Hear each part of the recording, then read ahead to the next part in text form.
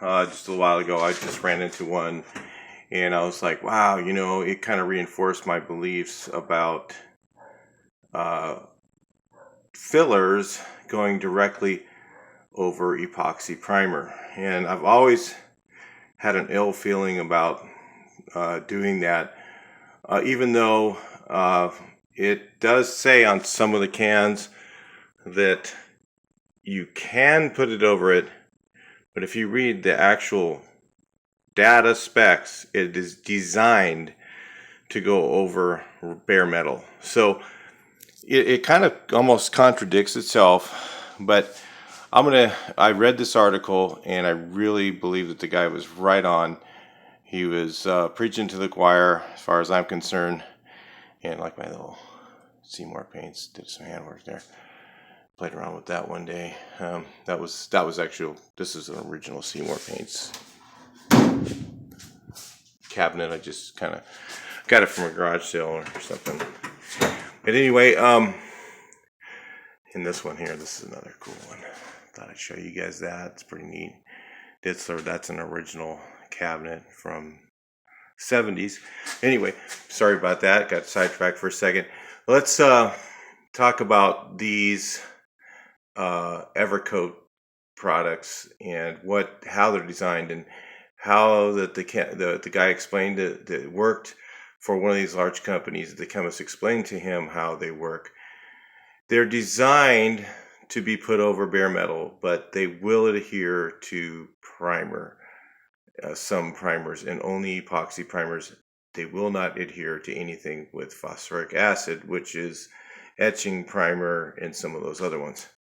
So I had a question earlier on that, and I just was like, that's really interesting. I have knowledge of this, but I don't have, I know that this is how they work, but I don't have anyone else to back me up. So I looked and I found this article. It was in HAMB. I don't know what that is, but it's a body and paint article. And it was about 101 fillers or something like that. So you can look it up yourself if you want. But anyway, the belief is, a lot of people say you can put these over epoxy primer. But how the product's designed is it's designed to heat adhere to bare metal, similar to what's that called? Panel adhesive. The panel adhesive says to grind it down to bare metal, and as the epoxy starts to dry, this is an epoxy resin, polyester resins are what Bondo's made out of.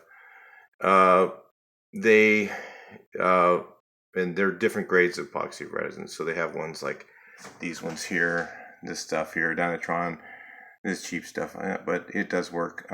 This is designed more for going over paint because it's a finer compound. But they say that heat adheres to the surface.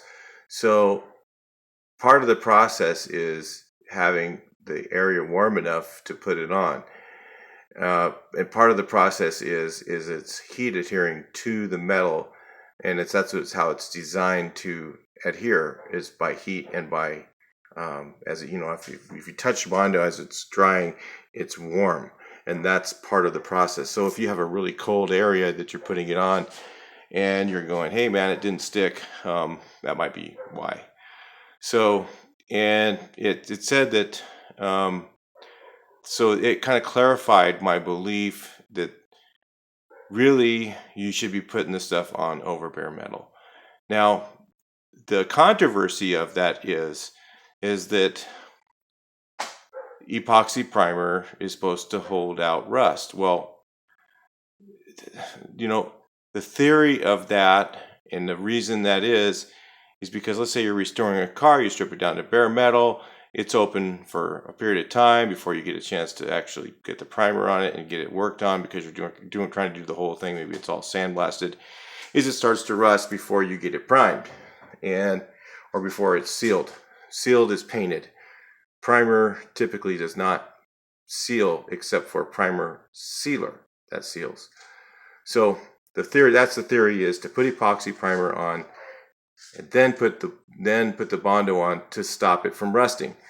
But really, if you listen to what I just said, the reason you're putting the primer on is a temporary sealer before you actually paint it. So if you have it open for a long period of time, then you use epoxy primer.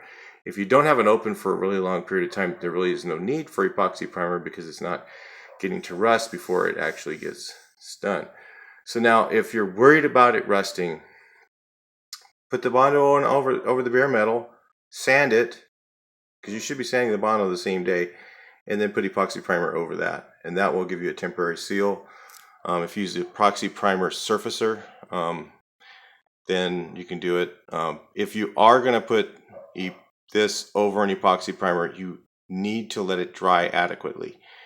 Now, that's where you run into another problem. Most of the epoxy primers, they don't dry in 24 hours. They don't dry in 48 hours. They dry in, some of them, weeks. Some guys prime their car and they wait a month before they do anything to it because it's weird. The solvents come out of it really slow. And if you're in a colder climate especially, then you're going to have to wait a long time. So if there's any solvents at all, any solvents in the primer, this stuff will not stick. Okay? Just so you know that. So those of you guys who are saying that you need to put epoxy primer down first and then put your filler on, that is not necessarily true. It is not necessarily true. It's a false theory. If you go to Evercoat's website and you look at the actual data sheets, it says designed for bare metal of aluminum, steel, or it does not say it will. It says it will adhere to some original painted surfaces. Okay, but it's not designed for that. It's designed to go over bare metal. Part of the adhesion process is having it be bare metal and heat, and that's how it adheres to the surface and will stick forever if it's done right. But if you put it over paint, it may not. So you're just compromising something. It may still work, and a lot of guys are still doing it. I'm going to say you can't do it. It's just not exactly how the product was designed. All right, I'll talk to you in the next video.